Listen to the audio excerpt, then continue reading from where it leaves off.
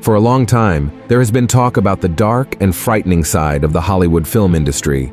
Numerous conspiracy theories spread across the internet, with rumors suggesting that celebrities such as actors, producers, singers, and directors are part of secret societies that engage in terrible acts in pursuit of fame, success, power, and the elusive eternal youth. Some people believe that these theories are nothing but inventions aimed at defaming celebrities and harming their careers. Others genuinely believe that many of these famous individuals are connected to some form of evil entity or hidden spiritual force. But what happens when these allegations arise from the very depths of Hollywood, with insiders sharing their disturbing experiences involving famous colleagues? These experiences range from involvement in trafficking and sexual exploitation of minors to psychological abuse and even association with satanic cults. In today's video, I will show you a very impactful testimony from actor and director Mel Gibson, who, besides starring in many successful films in the past, became internationally known for directing the movie The Passion of the Christ, which remains the most successful film in portraying the sacrifice and death of Jesus Christ to this day. Mel Gibson recounts that one day, he had a personal encounter with the Antichrist himself, and from then on, his career was ruined. Did this actor truly come face to face with the one who, according to the Bible, will assume power over the earth and dominate humanity during the period of the Great Tribulation? Stay with me until the end because I will tell you about this encounter, what happened to Mel Gibson's career since then, and in the end I will give my opinion on whether this person could be the possible Antichrist. But before we begin, I just ask that you subscribe to my channel. Just click on the subscribe button below the video, and then activate the notification bell, because I want to help you in your walk with God every day, okay? So let's get started. Mel Gibson was born in the United States, and he gained international fame in the late 1970s with the film Mad Max, a low-budget production that captivated the world and elevated the young actor to the scene as one of the great cinema stars. From that moment on, he became one of the most sought-after talents by producers and directors of American films, and ended up acting alongside very famous actors and actresses of the time. In 1987, another successful film came out.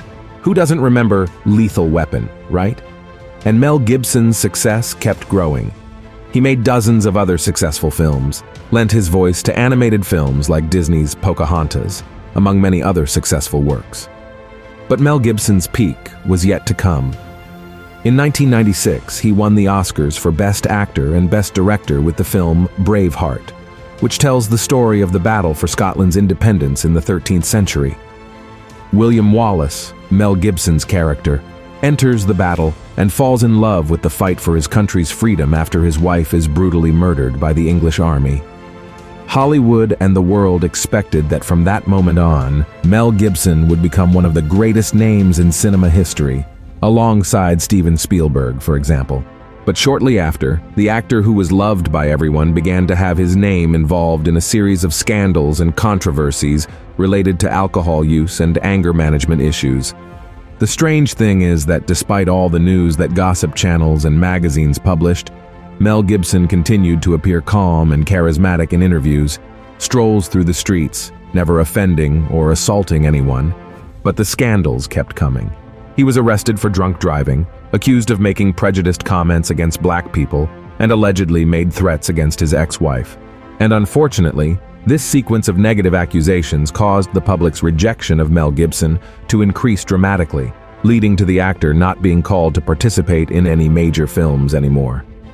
The strange thing is that other Hollywood stars, at the same time, were accused of much worse things, and nothing happened.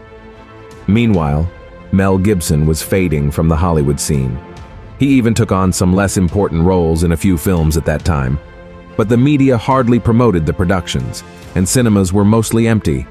Because for the audience, the image that remained of Mel Gibson was that of a drunken, crazy, unbalanced man who hit women and insulted people of other races. And because of that, he didn't deserve a second chance, nor did he deserve to have his side of the accusations heard. And you might be wondering now, but Pastor, why did Mel Gibson go through all this, going from heaven to hell in such a short time? What made him lose control of his life, yes, without seemingly anything happening? And that's where we come to the topic of this video. In 1998, he gave an interview to an American television channel that sparked the fury of the press and the film industry against the actor. The topic of the interview was the daily lives of Hollywood stars, their contacts, friendships, the people they interacted with and went out to dinner with. And on that occasion, Mel Gibson recounted a strange experience he had during a meeting with actor Christopher Wan, known for films like Sleepy Hollow, Click, and Catch Me If You Can. This encounter between the two actors took place at a hotel in New York, and according to Mel Gibson, it was so frightening that he truly felt he was facing a demon. Let's watch the moment when he begins to talk about this encounter. I mean, this is a bizarre place. And it doesn't take very long, and I'm sure you've experienced this if you've stayed here for any length of time.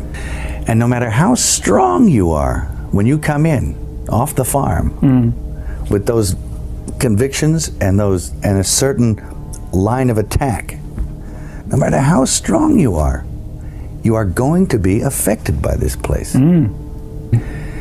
His whole opinion about women on film, from beginning to end, is very brief.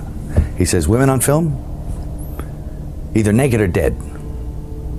Both is better. And it's like, whoa, ooh. No, he came to see me on a rooftop in New York. I said, hey, can I talk to you? And he said, sure. And he floated in, sideways, through a crowd of people. He was wearing black.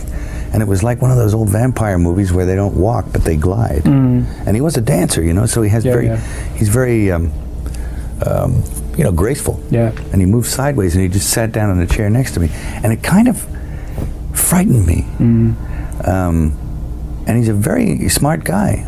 And we started talking, and I didn't, say much of anything about reading the script, nothing. I just started talking about the Middle Ages, and he began to talk tortures.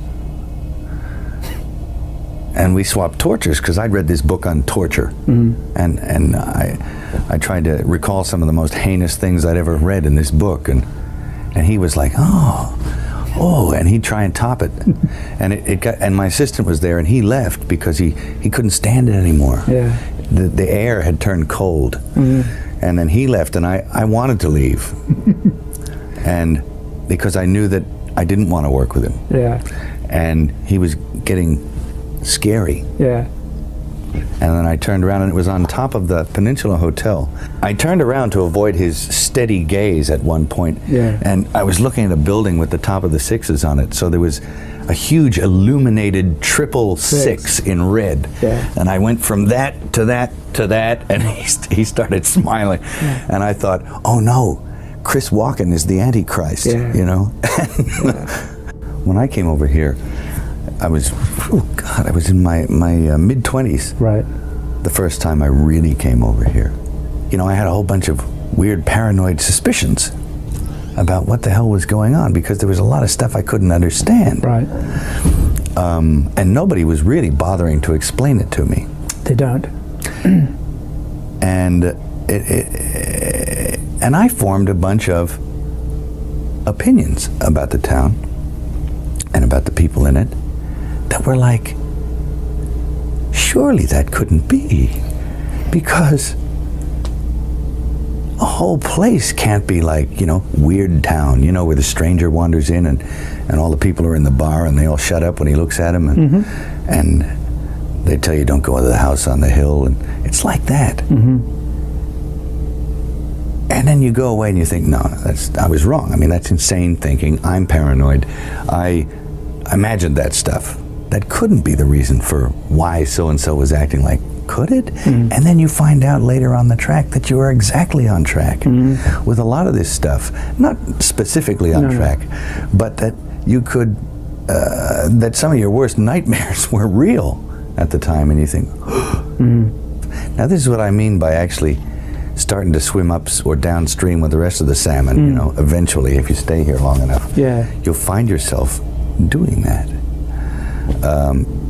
And you have to, there's a way of doing it without doing it. That takes time. And it takes relaxation. not being uncomfortable, realizing it for what it is. Projecting. Understanding what it is. Once you understand it, well, then you're not afraid of it anymore, so you can just walk around it and through it and then get on with what you tried to get on with in the first place. A place like this can humiliate you. And it can humiliate you, it can be humbling. I mean, it does rip your life to pieces. Does it? If you'll let it. Yeah. Look at this. Did you pay attention when Mel Gibson talked about the red neon number 666, precisely on the day he was supposed to meet Christopher Walken in the middle of that hotel in New York? Another point that draws attention is that Walken smiled when he saw Mel Gibson's reaction to those numbers, because he knew the actor was Christian and always made a point of talking about his faith to people. Perhaps Christopher Walken was mocking Mel Gibson and his beliefs, and that became so clear that Mel Gibson's assistant felt unwell in that environment and had to leave because he couldn't bear the spiritual oppression he was experiencing at that meeting. And after that meeting, Mel Gibson and Christopher Walken never met again, let alone work together on any project. And the worst part is that from then on, everything started to go wrong in Mel Gibson's life for a long time, as you can see. For years, he was accused, judged by the media and by people. And once, actress Whoopi Goldberg publicly defended her friend, saying that he was never racist, as everyone was saying. Mel Gibson's life only began to change in 2004 when he produced the film The Passion of the Christ. He wanted to remind the whole world that Jesus came to earth not only to speak of peace and love. He came with a special mission, to die and sacrifice, so that his message of peace and love would be the only true one and would have the greatest meaning of human redemption. And as I said, no film production in history has managed to portray the biblical prophecy of the Messiah's suffering so well. Look at what the Bible says. But he was pierced for our transgressions. He was crushed for our iniquities.